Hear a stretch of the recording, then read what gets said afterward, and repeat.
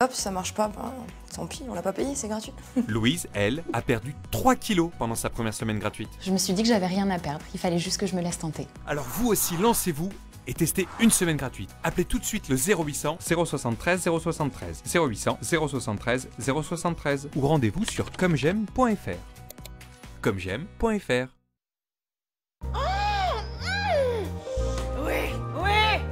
Mais t'es dingue, qu'est-ce que t'as? Je sais pas, c'est les olives. J'ai jamais fait ça, les olives. Mais alors, c'était quoi avant? Je sais pas. Croque frais, vous n'aviez jamais mangé d'olive auparavant. Vous avez roulé trop vite? Des difficultés de paiement? Trop d'accidents? Bref, plus personne veut vous assurer. Alors bienvenue. Bienvenue chez SOS Malus, l'assurance auto qui est sur tout le monde, même vous. SOS Malus, nous, on assure. Réalisez maintenant un devis en ligne gratuitement. Quand je l'ai stérilisé, j'ai compris que quelque chose avait changé. J'ai donc commencé à lui donner Ultima Chasse Stérilisée, une recette spécifique sans colorant ni conservateur qui contient le niveau de protéines, de fibres végétales et de L-carnitine qui aide à la réduction des effets de la stérilisation. Restez agile, restez un chat. Ultima prend soin de ce que vous aimez le plus. À chaque chat stérilisé, son Ultima.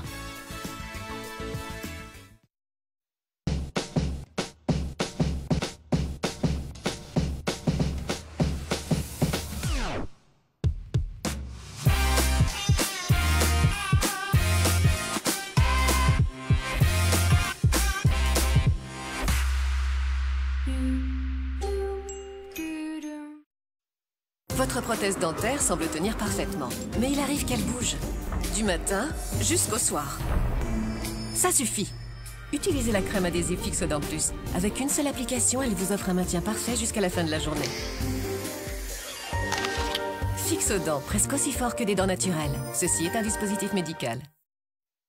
Je veux être utile à vivre et à rêver. Hors série, grand format spécial montagne. Plongez dans les archives du Dauphiné libéré pour découvrir ou redécouvrir 70 ans d'histoire de la montagne. Faits marquants, anecdotes, exploits sportifs, grands chantiers à retrouver dans cette édition hors série du Dauphiné libéré. Disponible dans vos points de vente habituels et sur le site boutique.ledauphiné.com. Je m'appelle Daphné, je suis responsable minceur chez Comme J'aime depuis 1 an. Quand vous appellerez Comme J'aime pour perdre du poids, c'est peut-être moi qui vais décrocher. On fait ensemble un bilan minceur, j'essaie de comprendre pourquoi vous avez pris du poids et quelles sont vos motivations. Ensuite, je vous guiderai vers le programme le plus adapté. Chez Comme J'aime, on a un seul objectif, que vous atteigniez le vôtre. J'ai perdu 14 kilos en 6 mois avec Comme J'aime, j'ai arrêté le programme il y a 2 ans et je n'ai pas repris de poids. Alors testez une semaine, c'est gratuit. Appelez le 0800 03 03 03 0800 03 03 03 ou rendez-vous sur commej'aime.fr. commej'aime.fr.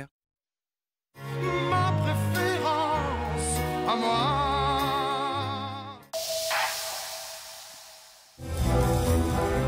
France 3, partenaire de l'Auditorium Orchestre National de Lyon. James Bond s'invite à l'auditorium et l'illuminera au rythme fou de ses courses-poursuites, avec l'Orchestre National de Lyon pour complice. Concert exceptionnel, mise en lumière les 6, 7 et 8 décembre avec France 3.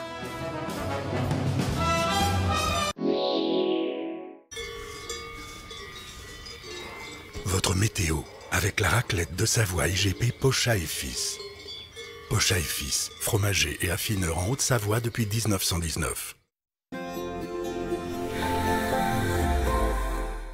Bonjour, en Rhône-Alpes, le temps est calme aujourd'hui, ensoleillé et sa douceur est bien agréable. Le ciel se voile toutefois par l'ouest et sera couvert en fin de journée. Les températures maximales varieront de 10 à 16 degrés, 16 à Nyons, 13 à Valence, 12 à Lyon, 11 à Annecy. Une dégradation nocturne se sera produite sur les terres auvergnates et des pluies faibles aborderont Rhône-Alpes par l'ouest au tout petit matin. Limite plus neige vers 1800-2000 mètres en matinée. Le temps restera généralement sec au sud de l'Ardèche et de la Drôme, minimale 6 à 9 degrés. Dans l'après-midi, le ciel sera très nuageux avec quelques petites pluies intermittentes. Atmosphère sèche et ciel plus lumineux au sud de Valence. La douceur persistera maximale 10 à 16 degrés. Le soleil dominera vendredi avant que le ciel ne s'ennuage par le nord-ouest en apportant des faibles pluies du côté auvergnat. Samedi, beaucoup de nuages et quelques averses sur notre région. Les températures resteront agréables. Minimale 5, maximale 10 degrés. Aujourd'hui, nous fêtons les Géraldes. J'espère que vous passerez tous un excellent mercredi après-midi devant France 3.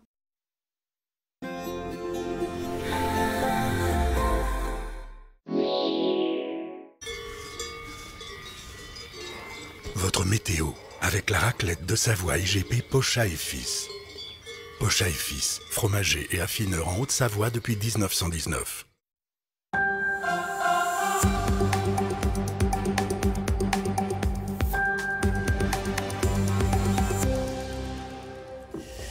Bonjour et bienvenue dans le 12-13 Rhône-Alpes avec ce midi la mobilisation des lycéens qui se poursuit, les incidents aussi et puis le verdict attendu dans le procès en appel de Jackie Martin. C'est une édition spéciale du 12-13. Aujourd'hui avec un jour en Auvergne-Rhône-Alpes au Centre national du costume de scène à Moulins dans l'Allier où on retrouvera Delphine Cros.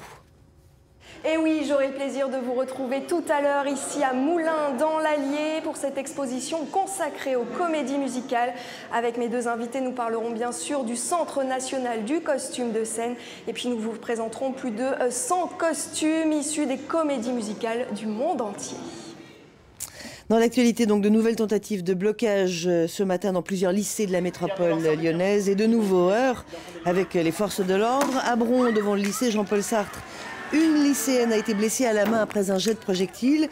Des incidents ont aussi eu lieu, entre autres, au lycée Douaneau de Vaux-en-Velin et Jacques Brel à Vénissieux. Et puis lors du tournage de ces images à Bron, notre équipe de reportage a été prise à partie et la caméra cassée. France 3 Rhône-Alpes a décidé de porter plainte.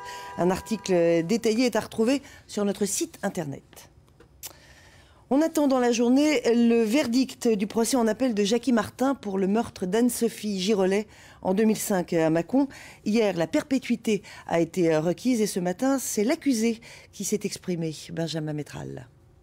Et oui, Jackie Martin s'est donc contenté d'une déclaration laconique, 10 secondes à peine. « Je suis un voleur, je ne suis pas un tueur.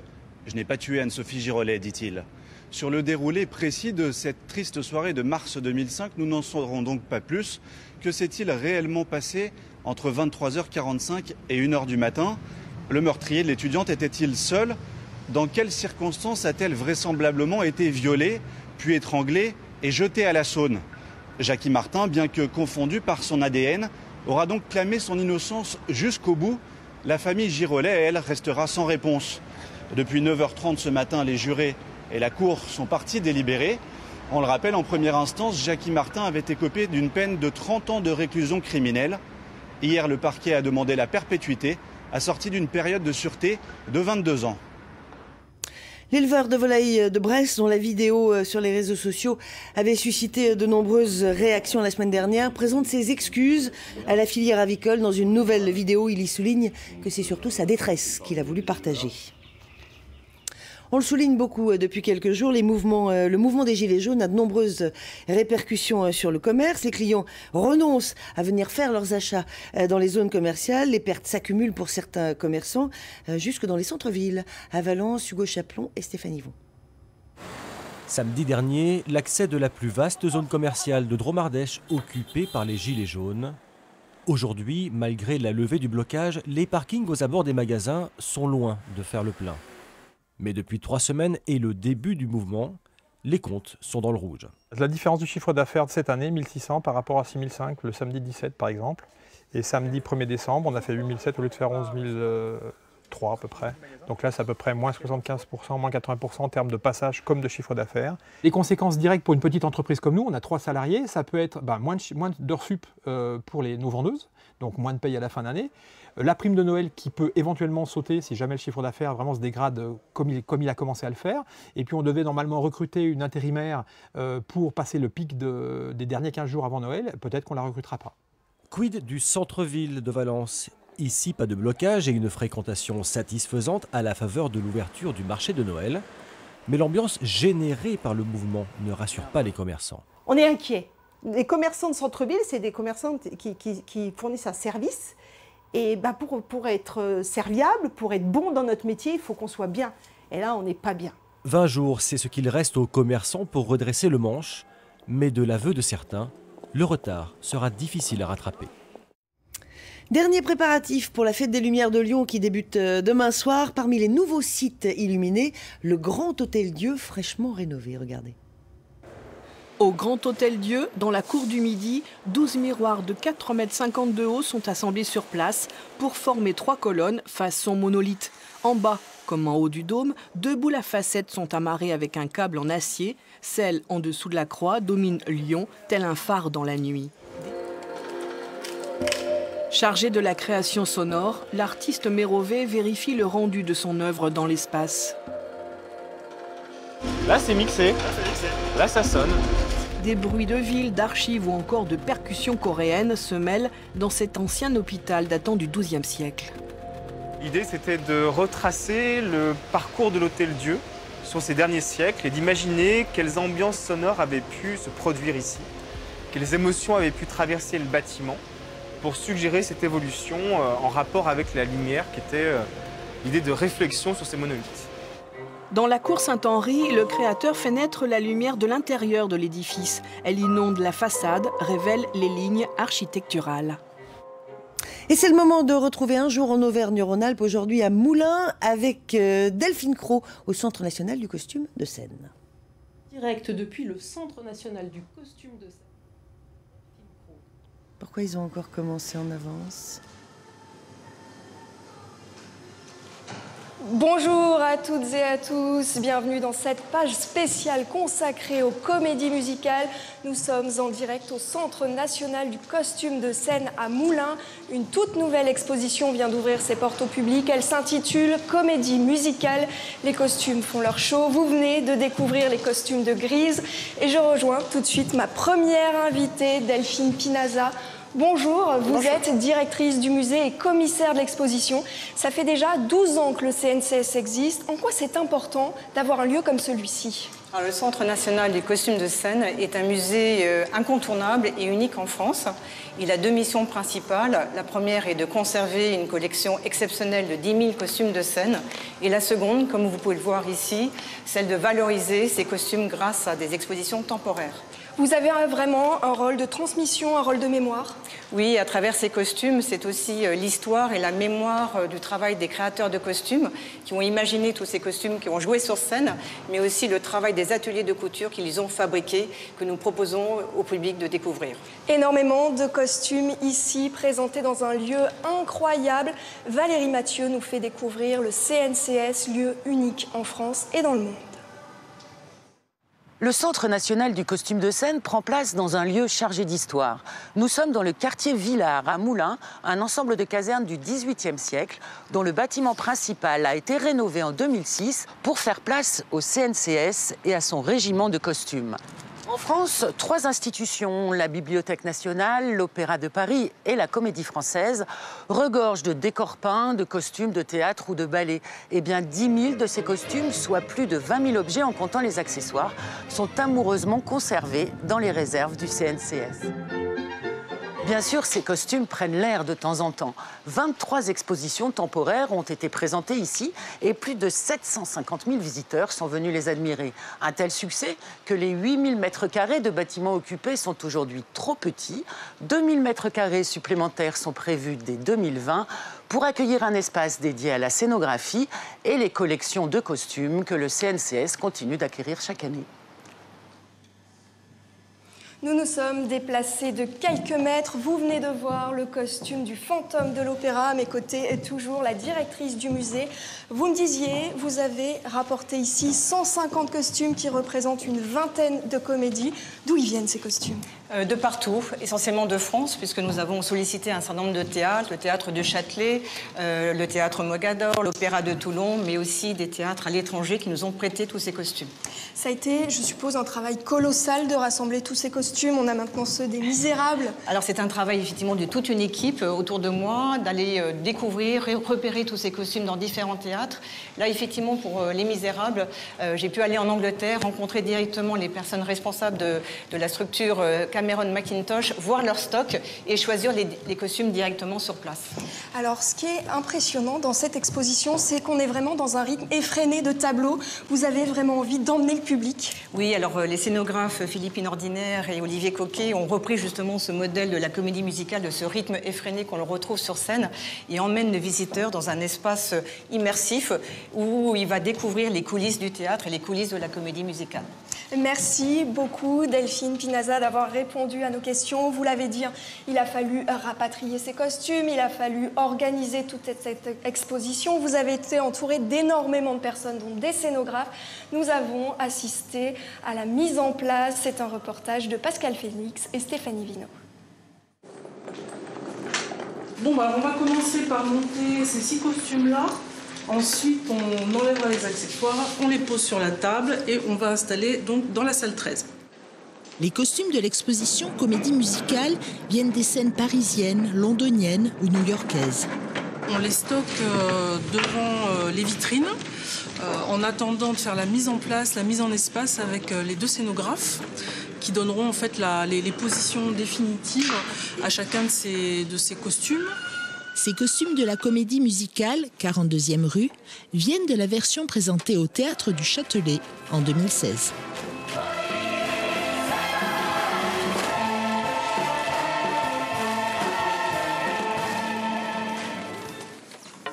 Il faut compter une bonne vingtaine de kilos à chaque fois.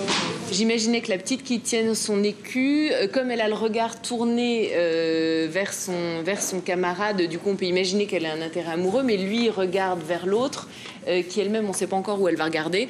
Et donc effectivement on crée des interactions plus proches elle de lui. On n'a pas l'impression qu'elle le regarde, ou alors c'est lui qu'on... Non, mais je trouve que ça casse un peu la dynamique si elle regarde en arrière. Je crois que ce qu'on essaye de faire partout dans l'exposition, c'est de faire en sorte que le visiteur ait l'impression que les mannequins ont une vie autonome et qu'ils s'affranchissent du regard du visiteur. Donc on évite autant que faire se peut les regards de face. Tu passes juste comme ça, tu n'insistes pas trop, parce que tu vois, comme le bois il est assez brut. L'exposition aura comme décor les coulisses d'un théâtre. Nous, justement, on travaille dans cet envers du décor et on a un petit peu les ficelles et c'est sympa aussi de pouvoir montrer aux spectateurs, aux visiteurs, qu'est-ce qui se passe aussi derrière le rideau. Ici, ce sont les costumes du Roi et moi. La lumière doit rappeler que l'action se déroule en Orient. Le fond en rétroéclairage pour avoir le soleil où on joue énormément sur les nuances de gélatine, sur du jaune au orange et pour récupérer aussi au maximum les couleurs de LED ombré. La pose des panneaux explicatifs. Le montage de l'exposition s'achève. Il y a beaucoup de hâte en fait de voir tout terminer. C'est vrai que c'est intéressant quand on voit le travail tout fini, bien propre. On a hâte. Ouais. Pour l'exposition Comédie musicale, les costumes feront leur show jusqu'à fin avril. J'ai profité de ce reportage pour changer de salle, donc d'univers. Nous sommes maintenant aux Folies avec un autre invité, Patrick Niedo. Bonjour. Bonjour. Vous êtes expert des comédies musicales, vous êtes aussi conseiller artistique. Les comédies musicales traversent le temps. Qu'est-ce qui fait qu'elles sont indémodables? Mais déjà, celles de l'âge d'or sont indémodables parce qu'elles sont extrêmement bien écrites. De 43 à 64, on a ce qui est le meilleur de Broadway, en fait. On a les costumes, il y en a énormément, c'est vraiment des pièces maîtresses. Ce sont des pièces maîtresses. Par exemple, vous avez ici, dans My Fair Lady, la robe d'Eliza Doolittle, quand elle est transformée en duchesse, elle est tellement transformée en duchesse qu'on la prend pour une princesse. Cette jolie robe blanche va avec le manteau qui est derrière, évidemment. Elle arrive en haut de l'escalier, elle est transformée, elle est magnifique, et c'est vrai qu'on la prend véritablement pour une princesse. Et on a aussi cette robe-là, très très belle. Absolument, ça c'est la robe du milieu du premier acte où elle est dans les courses d'Ascot, et la robe est légèrement ridicule, et d'ailleurs elle va se rendre ridicule pendant les courses d'Ascot, en hurlant aux chevaux bouge tes fesses, et c'est vraiment ça qui la rend ridicule. Ce qui est incroyable ici, c'est aussi, on voit plein d'autres choses, hein. On voit les à côté, la couture, le maquillage, et puis bien sûr les costumes, ils s'abîment des fois dans le temps. C'est pourquoi les expositions changent ici très régulièrement, sauf une qui reste consacrée à un artiste. Valérie Mathieu nous emmène dans l'univers de cette légende de la danse.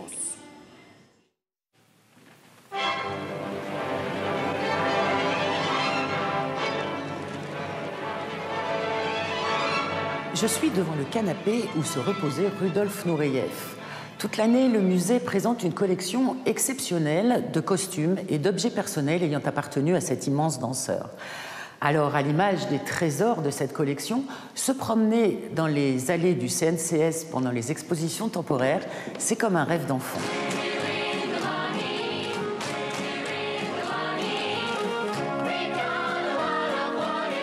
Certaines expositions ont marqué la décennie. De grands classiques, comme l'hommage à la Comédie Française, avec plus de 200 costumes témoins de l'histoire du théâtre, les étoffes qui ont habillé les héros de Shakespeare, une plongée dans le cinéma avec les figures mythiques des films historiques, et même un tour au milieu des stars de la pop et de la chanson, que le CNCS a déshabillé il y a 2 ans.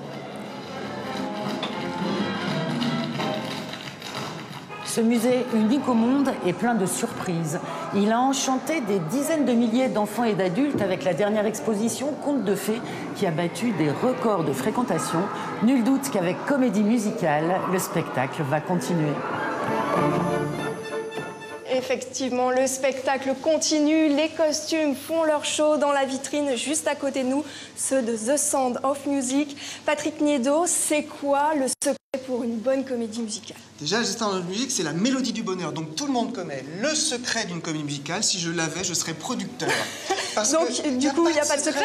Il n'y a pas de secret, enfin, de toute façon, il faut écrire un bon livret, il faut écrire des belles chansons, mais il faut surtout être dans l'air du temps. Alors, l'air du temps, qu'est-ce que c'est? Personne ne peut le dire. Évidemment, il y a des comédies musicales qui sont créées et qui ne sont pas du tout dans l'air du temps, donc ça ne fonctionne pas. Alors, on va changer de salle. Il y a à côté de nous, vous allez voir dans un instant, une autre comédie, Singing in the Rain, rendue très célèbre par un film. En fait, Singing in the Rain est un film de 1952 avec Gene Kelly. Et quand on disait à Gene Kelly, mais qu'est-ce que tu nous prépares comme chanson, comme truc sur la chanson Singing in the Rain, il disait une petite danse tout simple. Et véritablement, cette danse fait le tour du monde parce que lui, dansant sous la pluie, il dit son bonheur. Et c'est vrai que c'est très important dans l'histoire de la comédie musicale. C'est le morceau de comédie musicale qui est le plus connu dans le monde entier. Vous savez, le morceau où Gene Kelly chante sous la pluie. I'm singing in the rain. C'est exactement ça, quoi. En fait. On y est. Et cette vitrine est vraiment magnifique. Plein de costumes très variés. C'est ça aussi la comédie musicale. C'est varié. Absolument. C'est les costumes du Théâtre du Châtelet dans la dernière production de Singing in the Rain. Il faut savoir que l'histoire des costumes, en fait, elle commence à partir de Florence Ziegfeld et ses Ziegfeld Follies. Et on a toujours gardé à Broadway une histoire des costumes et surtout beaucoup de beaux costumes, y compris dans les reprises. On ne fait jamais des reprises de comédie musicale avec des costumes modernes à Broadway. On essaie de retourner dans l'âge d'or. C'est surtout ça qui est important. C'est un monde vraiment de strass, c'est un monde de paillettes, c'est ça qui plaît. Alors, strass et paillettes, et puis par exemple, cette production, elle est en noir et blanc, mais vous voyez que vous avez dedans de l'argenté. Et l'argenté fait ressortir les costumes véritablement quand il s'agit des couleurs et surtout des éclairages. En fait, l'argenté donne au spectacle une espèce d'éclat absolument incroyable. On vous a donné bien évidemment à travers cette page spéciale un petit aperçu de cette exposition. Il y a vraiment énormément de choses à voir, il y a beaucoup de salles, ça se passe ici au Centre national du costume national de scène. Je vous remercie d'avoir été notre invité. Je pense qu'on a donné envie à vraiment beaucoup de monde de voir cette exposition. Elle se poursuit jusqu'au 28 avril, je le répète, ça se passe ici au Centre national du costume de scène à Moulins, dans l'Allier. Merci de votre fidélité. Merci d'avoir suivi cette page. Tout de suite, la suite du 12-13.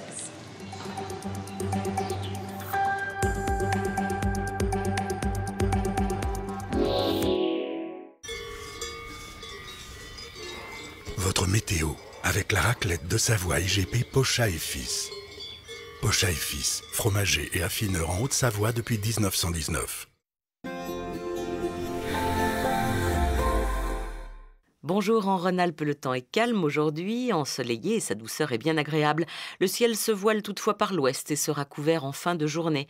Les températures maximales varieront de 10 à 16 degrés, 16 à Nyons, 13 à Valence, 12 à Lyon, 11 à Annecy. Une dégradation nocturne se sera produite sur les terres auvergnates et des pluies faibles aborderont Rhône-Alpes par l'ouest au tout petit matin. Limite plus neige vers 1800-2000 mètres en matinée. Le temps restera généralement sec au sud de l'Ardèche et de la Drôme, minimale 6 à 9 degrés.